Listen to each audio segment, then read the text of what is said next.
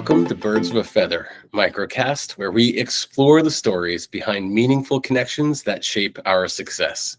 My name's Jeremy. I'm the co-founder of Feather, and today's conversation is going to dive into the hidden patterns of relationship building with the one and the only Becky Hoffman. And Becky is the founder of Bring About, which is a boutique agency delivering leadership coaching, business strategy, and event planning. We're going to double click on that because event planning and retreats are near and dear to my heart. So that's coming up. But really cool because Becky's got 2 decades of experience, both in leading and serving nonprofits, local governments, and volunteer organizations. And so Becky, when you and I met, I was introduced to you by Jenny, and Jenny runs our creative and marketing team for Feather. And she just spoke so highly about you. And what really struck me during our first conversation was just your candor and the depth of your thought. And so as we were talking about how relationships matter and where's the intersection of technology, I just was really drawn into you. And so I'm so happy to have you here, hearing about your journey today with Bring About and, getting to learn a little bit more about your experiences. Thanks for joining us. Yeah, I'm excited to be here. Good to see you again. Amazing. Okay, so I typically love to open these up with just give you the floor for a moment. Maybe you can share just a bit more about, what are you up to today? Tell us a little bit about Bring About, and definitely would love to hear, what's your mission? A little bit of the why behind what you're doing. Well, kind of what I've been up to today is I am a startup executive director for my anchor contract, which has provided me the opportunity to also have a couple of what I call soul aligned clients. And so today it's been a ebb and flow between big contracts and small contracts and really just holding space for leaders in real time. The mission of Bring About is a just and joyful world together. And when I think about supporting leaders in real time to be really focused on their place in the world and the thing that they want to move and for who, it really is the same strategic process, whether it's an entrepreneur or whether it's a non-for-profit. Really, the secret sauce applies to both. Yeah, that is it's a good thing when you can kind of bring that together. And I wanted to just rewind a second because you said something, I just wrote it down. You said soul aligned, and that you have an opportunity to kind of do both, right? You're driving this probably high pressure, always on contracted, environment, and then it affords you an opportunity to have some soul aligned clients. Can you tell us what soul aligned means to you? Yeah, a soul aligned business is one that really is truly lights you up and adds value to the world, in a nutshell. And so I like to spend a lot of time with my clients equally having a conversation about what is their unique skill set or the expertise, the thing that they can make money at, their revenue generator, equally to what are the unique skill sets, activities, strengths that you like to bring into the workplace. Because I really find that when there's that marriage of the two, is that real magic can happen. And I just really don't think that we were wired to just make money or just do our private life. It really is to bring those together. Yeah. What is that kind of like at a real high level, like the process of figuring that out? Because I can tell you, especially in today's day and age, there's just like so much noise and context switching, and the drive for instant gratification could get like confusing. And I'm sure there's a lot of people who are trying to figure out, how do I get to be in a soul aligned state, right? Just in work and life, all of that.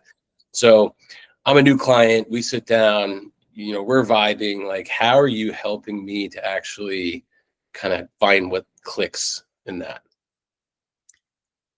It sounds elementary, but I think it just starts with your personal values, and personal values matching organizational's professional values, but really being clear about how do you want to show up in the world and in the workplace is my signature offering is called an alignment audit. And we really just create this 1-page map, which is your vision, your mission, your values. And then it really dives into what is the problem you're trying to solve, who are you trying to solve it with, and then zeroing in on your unique expertise and skill set. So again, it's just one map that is your guiding star, if you will, for your work. And the way that I do that is that I don't believe that strategic planning should take weeks and hours and be this long, tenuous process. I always say that your first thought's probably your best thought. And so I like to do that in an hour and a half in person with a whiteboard and a marker. Man, good old fashioned in person and with a whiteboard. I love that. Yeah. I love myself a whiteboard too. I think that when you put a pen to paper or marker to board, like there's some really good ideas that come out. It's really, really special. But doing that, right? Like, so you're now kind of opening the door to probably some vulnerabilities and getting to know somebody on a personal level. And man, that like in an hour and a half, it's a big order to do that. So how do you actually go from being somebody that I just start talking to somebody I trust enough, even subconsciously, to allow that kind of thought pattern to come out? Like, how are you building that? Well, I jokingly say I like to be with people and not at them. And, I think when you're talking to a potential client, it is, what is the thing you're uniquely equipped to do? Like people can usually spit that out some way. And we kind of go through this process of, let's just get high level. Here's the framework that we're going to fill in. And there'll be a lull. And then I'll say, okay, time out. Tell me about something you never, ever want to do. You never want to do again. Or tell me about a boss. Like, what attributes do you never want to work with? And how do we flip that to the positive? A soul aligned business is one that I think that you have a lot of autonomy in. At least that's important to me. And it's important to the clients that I am attracting right now. And, when someone says, well, I had this really, the manager that was, I can't even think of the word for it. It's micromanager, right? And I'm like, what's the opposite of a micromanager? And often just helping them clearly articulate that piece is really important. We also spend a lot of time on their ideal client. Who are the types of people that you want to work with? And I might just add that is the one thing about my business I've learned is there's lots of things that I can do, but who I work with is more important. Yeah, that's really cool. We have especially as in consulting, like you're selling your time ultimately, right? So like at some point your calendar's booked until now you've got some other coaches underneath you. And so it really matters, right? Who we work with and who we spend time with makes a huge impact on the energy levels that we have. I went out with a couple of our guys yesterday, and we went and we took a walk down to the beach to go look for bioluminescence. And then we went and we had some dinner, and I introduced them to their area for sake bombs. And so like we had a great time. And at the end of the night, I just felt, actually it was funny because I picked them up and they're like, hey, we're treating you to dinner tonight, but you're not allowed to talk anything about work. I said, great. And they said, if you talk work, then you have to take a shot. I said, that's not a punishment, but I get it. And so at the end of the night, I was driving home and I just felt a lot of joy. And it's a really special thing when you can work with amazing people. So that totally resonates with me. And doing not just with the people, but the things that light you up too, to your point, right? And one thing when I was researching Bring About and listening and checking out what what you're working on, that stood out to me was in the event and retreats. And I don't know if you knew this, but before I got into software sales, I had a full-scale event design business. So I was a DJ, an MC, a wedding planner, a corporate event planner. And so I love the experience and the art of planning an experience. One day I'll have to tell you about our wedding where I came in on a white horse and it was like a 3-day party. And yeah, it was wild. But I wanted to just ask you a question about like, in your event planning and building retreats, like what's one that stands out to you that you're most proud of, and why does that one come to mind? Most recent, about a couple of years ago, I hosted women's retreats, and it really sparred from being a mom of two very busy teenagers, and going on a girls' trip was tricky anyway. But if I did, get the ability to go away, I found myself not feeling lit up or joyful because there wasn't a lot of thought put into what we were going to do. And at least I find a lot of women in my bracket, we're good at shopping. We're good at sometimes drinking too much, eating too much, and having a cultural experience.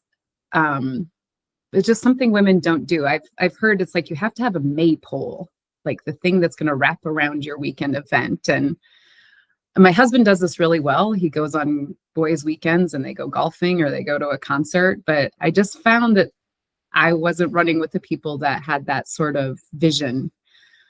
So I brought together women leaders in my network with what I called my healing women community, kind of Reiki, tarot card, just interesting women with doing interesting experiential things around the healing element. And the women's retreat brought them together. And so instead of getting a pedicure or instead of drinking too many cocktails, the women that came to the retreat had an opportunity to experience just something they were always curious about. We had somebody that was doing human design profile and, like I mentioned, Reiki.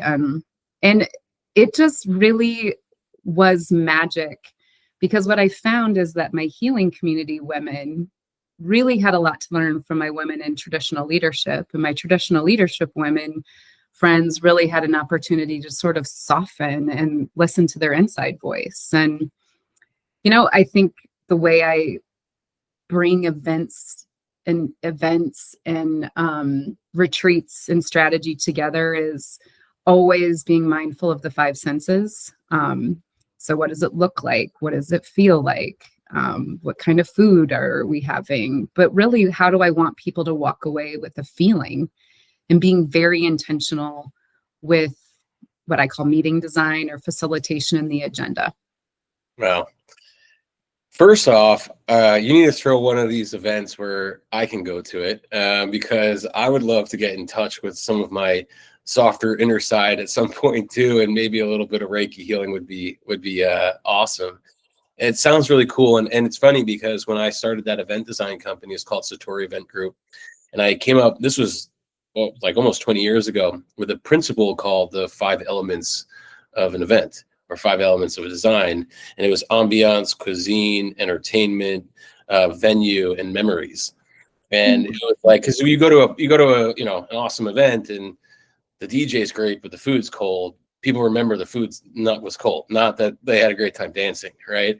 And so it's funny that we're kind of in sync on that too. And that does make a really an amazing experience, especially like when you bring people that can like organically create an ecosystem where there's like additive value to one another, and then you bring in some of these maypole type functions that really like unlock that.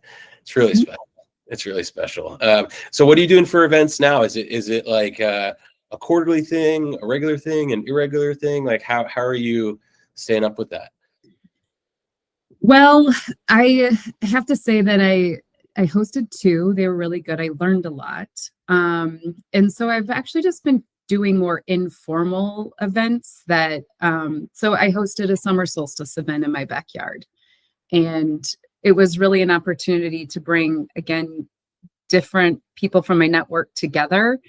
But again, to be mindful of celebrating just being together, networking, and intentionally, how did we do that? So that was like the most recent event that I held that was just really lovely. And I did circulate the agenda in advance, and I was like, listen, your type A friend is showing up, and this is, be here by this time, and we're bring a dish to share. And at 7 o'clock, when the sun is setting, we're going to go for a walk, and just being like really like a loose plan that folks could see like how they could plug in. And then with an end date too, an end time. It was really fun. Yeah, that's awesome. I had this idea a long time ago. Actually, in around the time that I was first getting into software sales, I was also developing a lifestyle sunglasses brand called Knock Them. And the idea was live life alive. So whether that is planning an event, walking your dog, playing volleyball, do the things that make your heart feel like it's pumping. It's like the day when you're driving to work and all the lights are green and everything feels great on the way down. Find ways to like live that life. And so it was really focused on that. And then I came up with this idea called the circle of friends. So it's like, hey, let's all go to, let's grab one or two people and let's go play Frisbee in the park this weekend. And next weekend, you have to bring somebody else. And the following weekend, they have to bring somebody else. And how do you create a sense of connectedness or unity through our individual interests? Like, you like walking your dog, I like playing volleyball, but these are the things that make us feel like we're alive, so we can bond over the fact that we're actually doing life. We're not reacting to it. And what you're talking about really reminds me of it, and it's making me feel I'm getting the itch. We should do some events. It sounds do some events, yes. And it sounds like what you're doing now, it is more aligned to your soul than, you had also shared with me when I first met, you took a little turn and you said, hey, like, I'm going to step out of that lane and I'm going to go and start doing some, financial advising. And I'd be curious if you could share a little bit about like that brief chapter.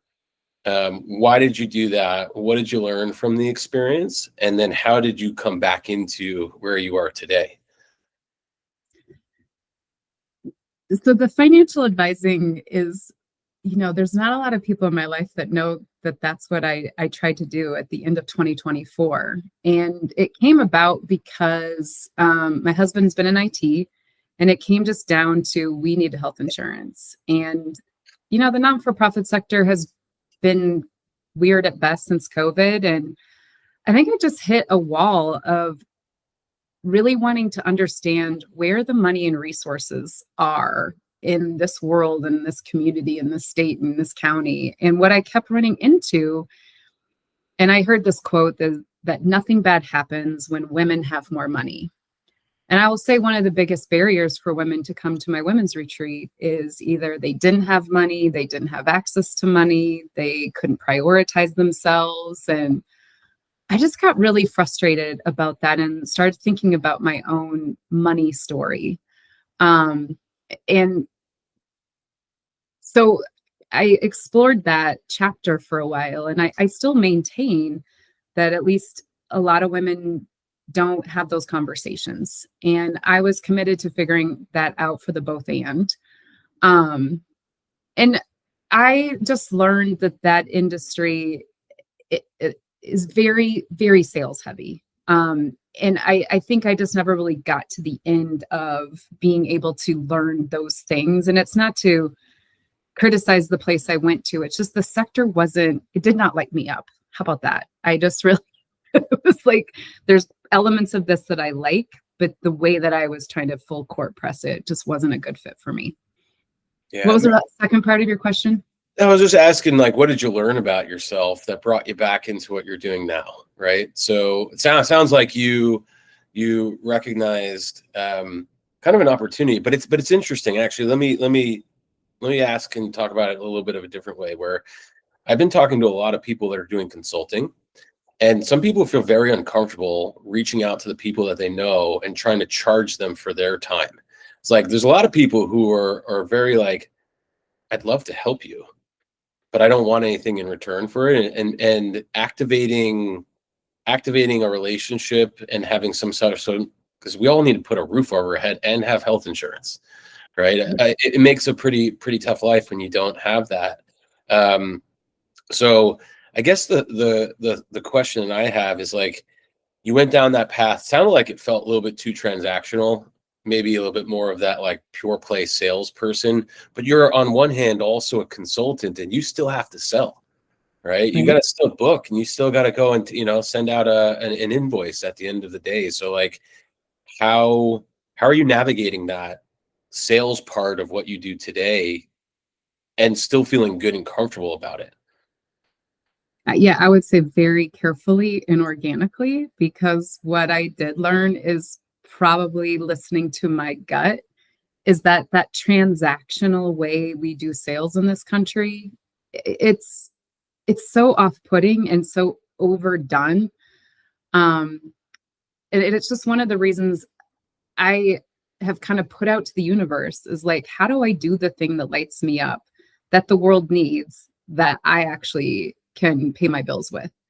And just being very intentional of how I do that it hasn't happened overnight, but get to your point about using your network to do the thing you're good at is natural. And so by not making it transactional, something I'm really proud of in my business over the last year is I've offered basically a pricing philosophy that I now offer a sliding scale. And if we're a good fit and a match and I can add value to you, I don't want funding or money to be the reason why you're not getting coaching or strategic support. And I'm helping entrepreneur women in particular and non-for-profits, help them understand what the market rates are. My dad taught me whoever starts with the first number loses. And so by putting it back in that realm, has really felt better and it's been a lot more successful. Yeah, that's great. Dad sounds like a very smart guy with that kind of perspective.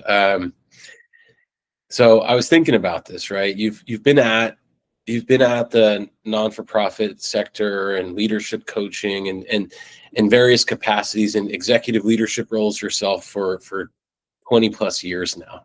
And so I'm sure you've built a lot of connections with people. And we started talking a little bit about this. And I think this is part of the intersection of where I'm trying to take Feather from a technology, hey, like make it easier for us and manage those relationships. But like 20 years of people that is a big book of relationships.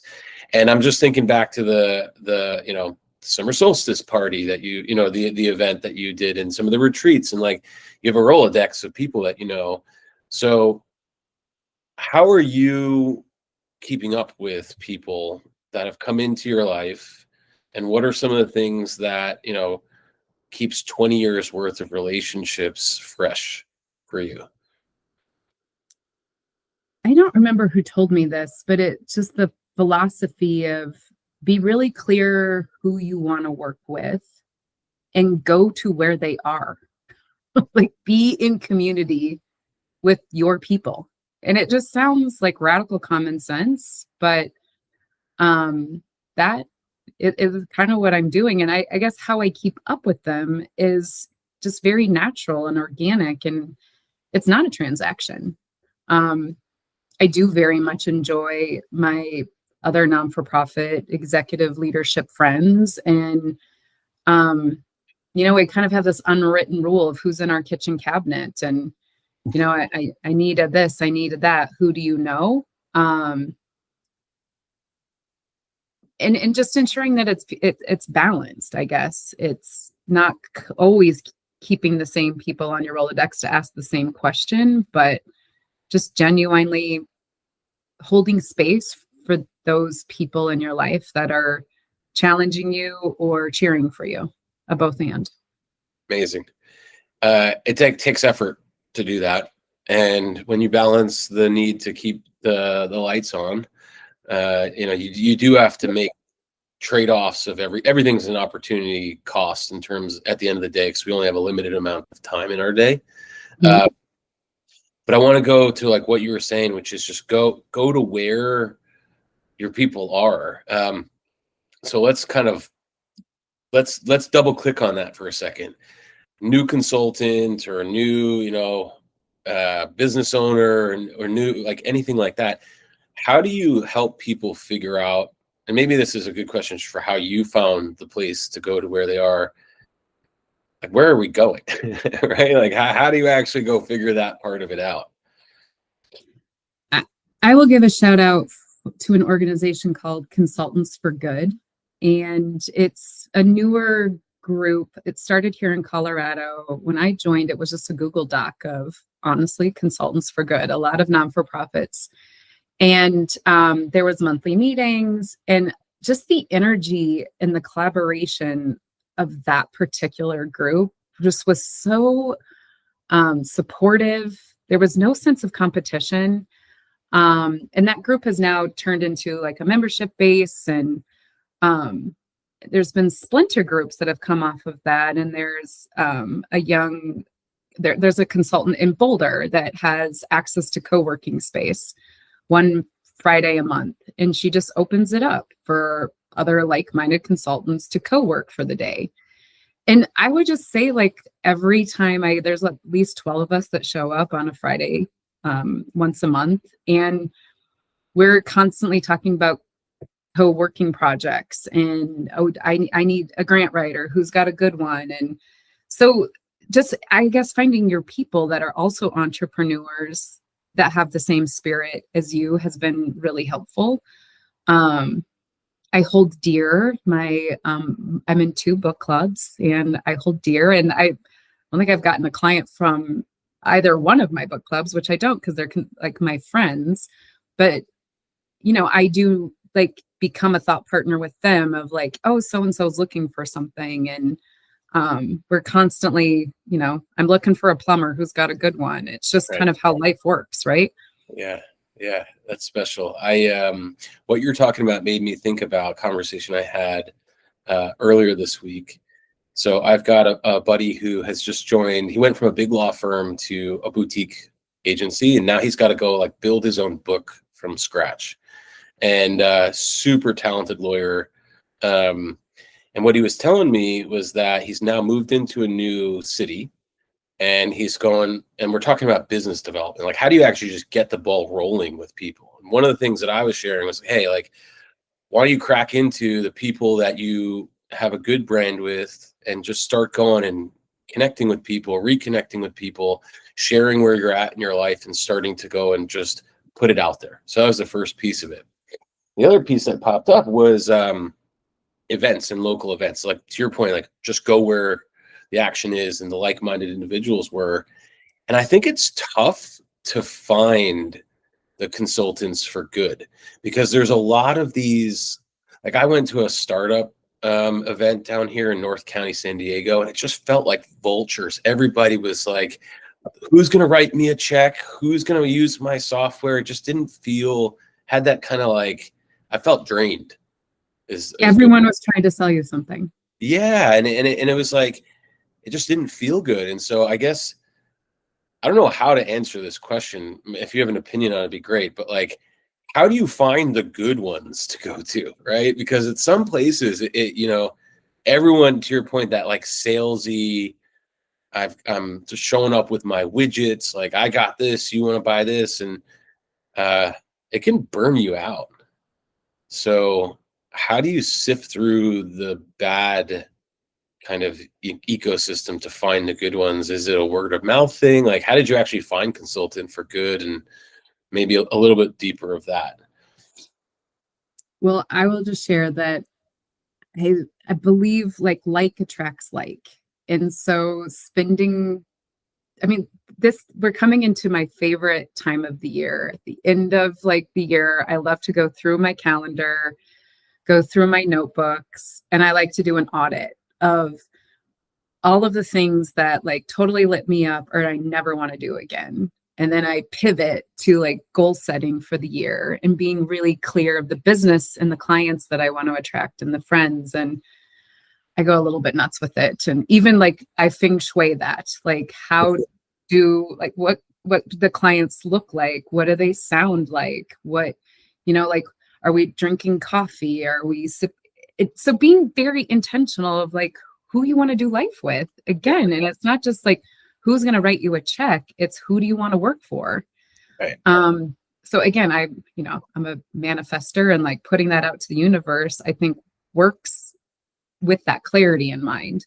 But what do you like to do? Like, you like to play Frisbee. I I'm not going to say my age, but I am getting older, and to the point where everyone keeps saying, "Are you going to play golf?" And I'm like, "Oh gosh, no, that's not, if I have free time, I'm not going to an artificially like watered place. That's not for me." But I got to say, I'm starting to get very interested in the pickleball. Yeah.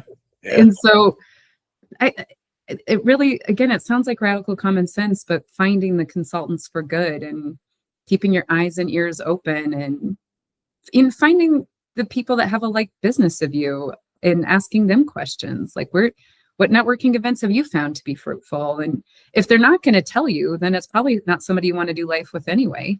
Right. Right. But if they are going to tell you, then you double down on that.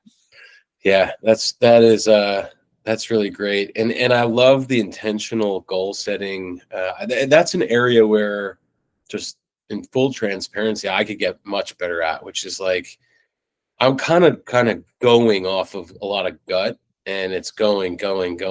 And it's sometimes really hard to slow down enough to just take a look at what's happened, where I want to go, and try to like architect that in a way where at least it is clear. And when you're caught in that going state, I know that I have a really hard time just being able to like even sometimes take a breath, because it's like feel like I have to do all of this stuff, and then I lift my head up and sometimes didn't get anything done.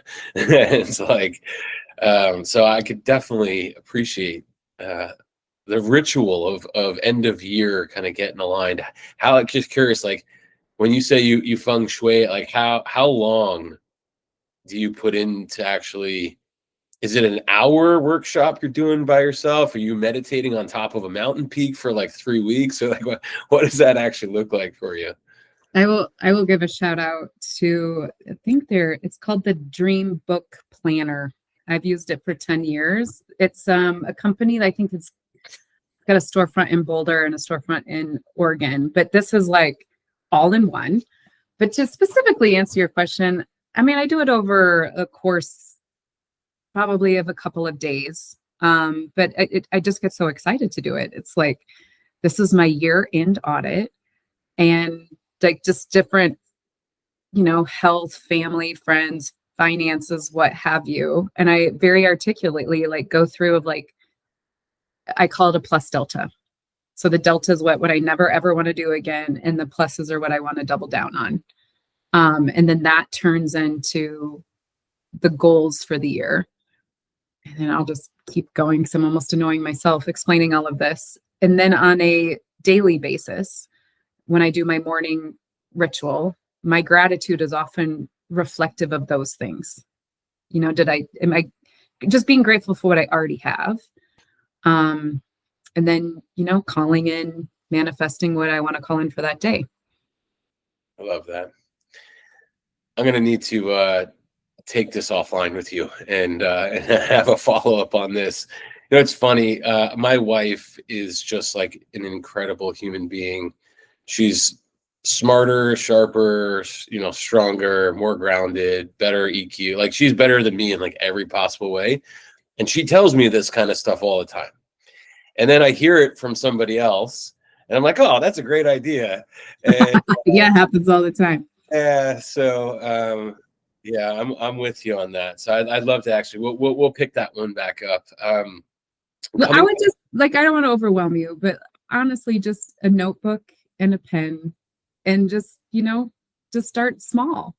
Like, write 3 things down that happened yesterday that you don't want to experience, and 3 things that you're grateful for.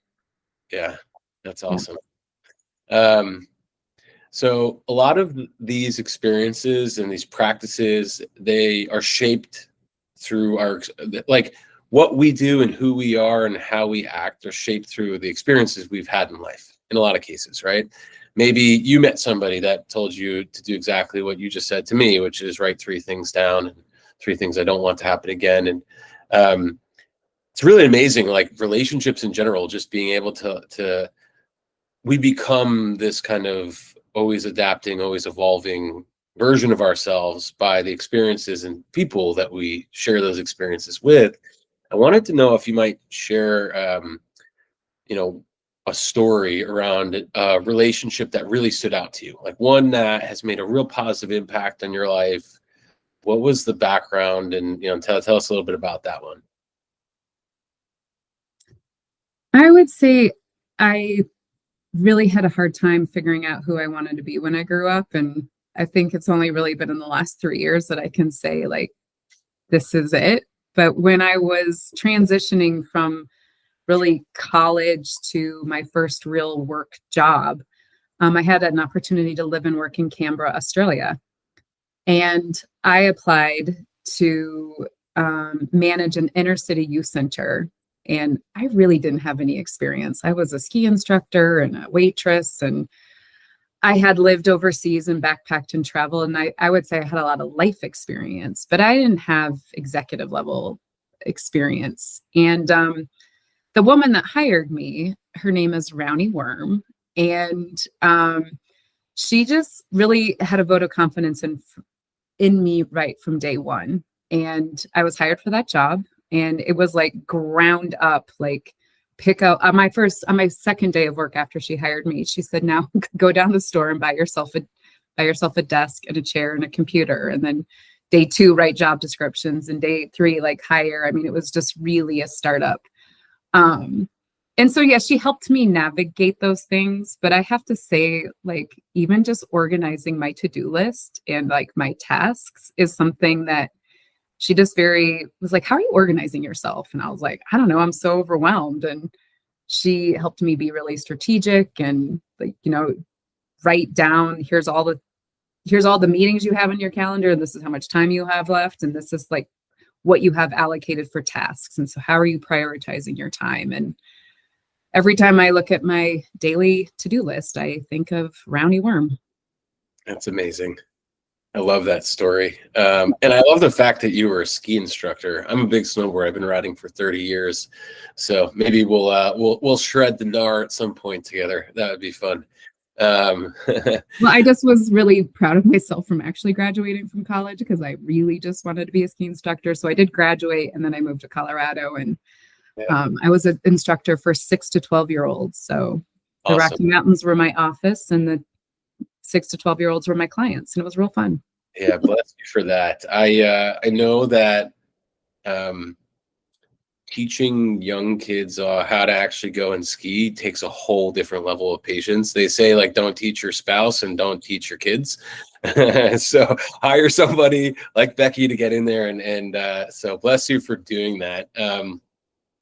I know we're getting towards the end here. I had 2 more things I wanted to kind of touch on. So first is, and we kind of addressed some of this in our chat today, is like, today's world's really crazy. It's upside down in a lot of ways. COVID threw everybody through a loop. Like, things are changing. AI in a lot of ways is a beautiful thing. It's also a scary thing. It's causing, people that thought they had job security to now kind of pick up and lift their head up and say, hey, like, what do I do now? And I think there's a lot of people who want to go bet on themselves. And I'm just curious if you've got any guidance for somebody who might be wanting to go and step out, plan on getting out, do their own thing. Maybe they want to be a consultant, or maybe they just want to kick off a stationary company. Who knows? Anything that from your experience, you think would be valuable for someone who wants to go kick it off? Yes. I mean, I think it's just that Venn diagram of, what is your unique skill set? Like, what do you have to offer the world? What lights you up, and what can you get paid for? And just don't kill yourself in figuring that out. And then I would just say yes to everything until you're in a position to say no.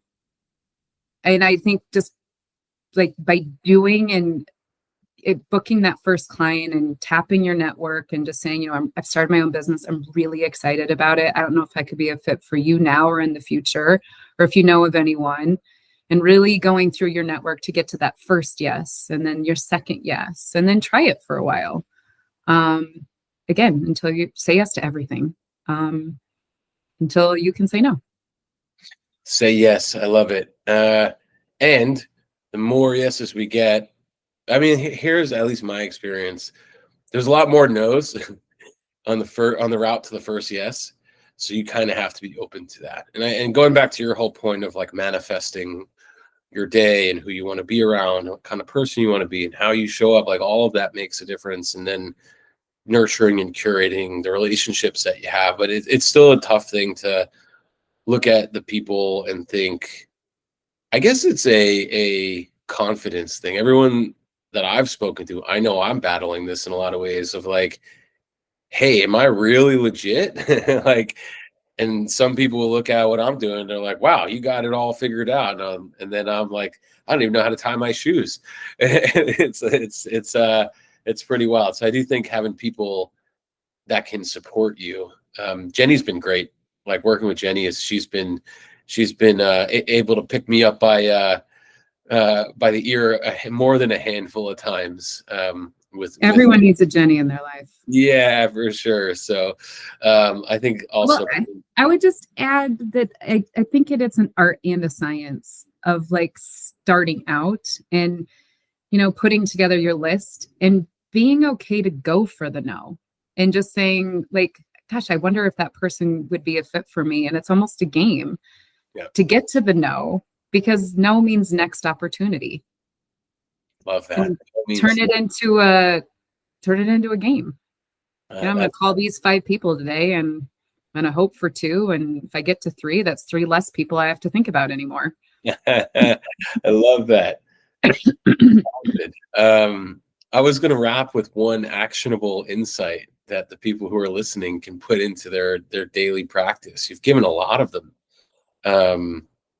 But is there something else? Let's actually focus this specifically in the context of relationship nurturing, right? Like you got a lot of people keeping in contact, adding value. Like when you think about showing up for your people, what's one thing that I or others that are listening could go and implement today or tomorrow, right? That you do fairly regularly that's helped improve the quality of the connections that you've got?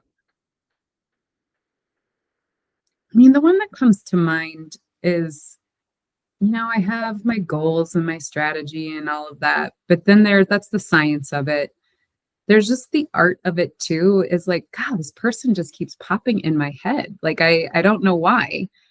And listening to that and then trying to decide, like, well, when was the last time you talked to them? Was it through LinkedIn? Was it a text message? Was it a call? Like, and just reaching out, say, hey, like, you keep popping in and I was just curious what was up. I'm really excited about this thing to share with you, or whatever. Again, it's not a transaction. It's just like, I don't know why you keep popping in, but I wanted to say hi.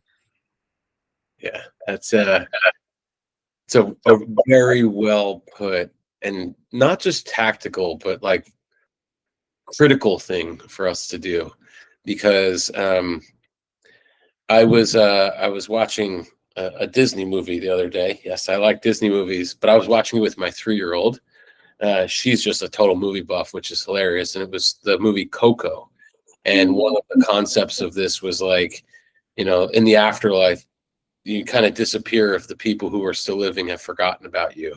And I think it's really easy for relationships to decay in silence and out of sight, out of mind. And it's really easy for us to get busy. And I know I'm one of those people that, like, when I got so much going on, it's super hard to like just continue to go because I'm going in all these directions. So the point about, if something pops into your mind or somebody pops into your mind, to like share that with them. I love that for a couple of reasons. And you've actually shared that point along with a handful of other folks that we've been talking to on this podcast and everything. But it's not just about what can I get out of that transaction, but man, it's so special. Think about like what it feels like when someone calls you out of the blue and just says they were thinking about you. It actually makes my world go around. It's so awesome. It's such an awesome thing. Yeah. So for everyone out there that's listening, pick up the phone and call one person that you care about today and let them know that you're thinking about them, because it definitely makes the world go around. And don't sit on it, right? Like, make the even if you have to preface it with, I've got, like, hey, I only got a minute here, but I thought about you and I wanted to make sure I didn't forget. I was thinking about you. I think that yeah, definitely it improves the quality of our lives and our connections. So, Becky, this has been such a fun chat. I really enjoyed it. It's Friday. I know you got a lot going on over the weekend, so we'll wrap up here. No being next opportunity is definitely something I'm going to take with me on the journey, and I really appreciate all the insights. Just a little plug for yourself a bit, right? Like, so if people are inspired, they hear about this, or they want to go and get to know you or get to connect with you more, like, how can people find you? Very easily. And this is one of my favorite quotes, is be the person you needed when you were trying to make it. And so I say yes to everyone that reaches out and says, I just would like a couple of minutes to understand your business model or hear what you're doing or how you're doing this. I say yes, because I do remember the people that were there for me when I was just getting started and always held space. So they can get a hold of me. My website is bringaboutllc.com. I offer free office hours. Yeah, find me there. Awesome. Thank you so much. And our chat today really kind of hits on that intentionality, both about our professional trajectories and the things that light us up, and the people that make it possible, right? And investing in the relationships that matter. And so anyone that's out there, we'd love to hear your thoughts in the comments. Drop some feedback. Like, how do you keep it going? And what's your soul aligned mission? And how have you gone through some of these challenges and come out the other side stronger and a better version? You heard it from Becky. Reach out. She's an absolutely wonderful person. I've got a lot more excitement for you after today's chat. And of course, if anyone is interested in what we're doing from a technology standpoint, I think tying it all back together to Feather is, how do you take the disconnected signal and all of that noisiness of the world and create a through line to be able to reach out to people in a more meaningful way, and maybe cut out some of the heavy lifting of cutting and pasting all of that noise, so that way that you can be more intentional and more authentically you. You can check us out at www.feather.vip. My name's Jeremy. This has been Birds of a Feather, and we'll catch you next time.